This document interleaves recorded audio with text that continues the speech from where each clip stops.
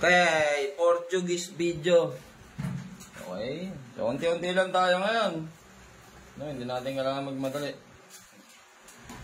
Unti-unti lang. Wala tayong pambili. So, Portuguese video. Ito na, dami nag-request talaga dito eh. Iba na yung packaging, no? Hindi ganito yung dati. Medyo mainit ah. SICK M9 Gold 1040 fully synthetic. 1030 ay 1040 pala fully synthetic.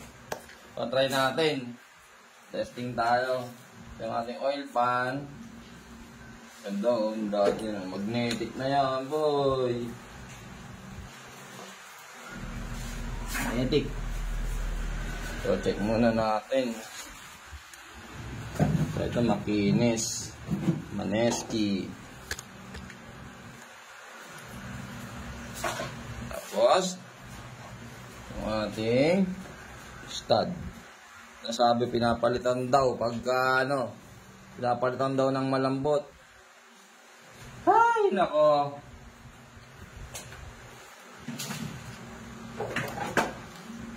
At ito may wala yung mga lock, no? Mga ano hindi. Yung mga... Ewan ko. Okay, SICK M9 Gold.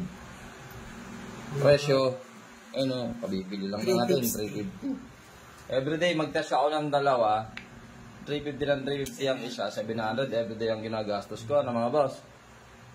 Tapos, ganyan pa, maririnig ko sa inyo. Kaya padala nyo ng mga langsin.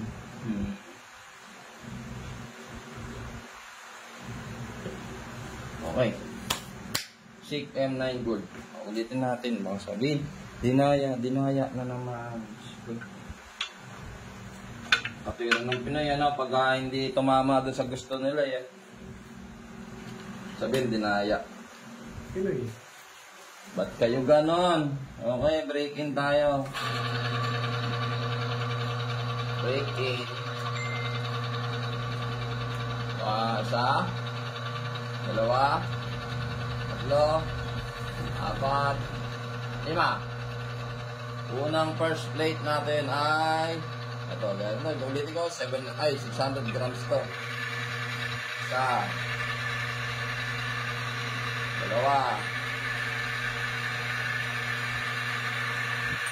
Tatlo. Apat. 5. Oh, 5. Musok. Pag umusok, ibig sabihin Malamig. Nag-yelo. Nag-yelo. Sabihin na, hindi raw mainit. Okay. Bilangin na. Tingnan natin damage. Nakita yung chunk ko eh. Mostly na. 5 plates na 600 grams. So, same din dun sa ano. Same din sa yung unang test natin kanina. Parehas lang. Yan mga boss, yun yung atin nakuha dito sa SICK M9 Gold. O, pasok pa rin siya sa standard kasi ang standard 4 na 600 grams lang. Eh, naging 5. O, ayan. Talo siya, no? O, kung magsalita, relax ka lang, pigilan mo sarili mo.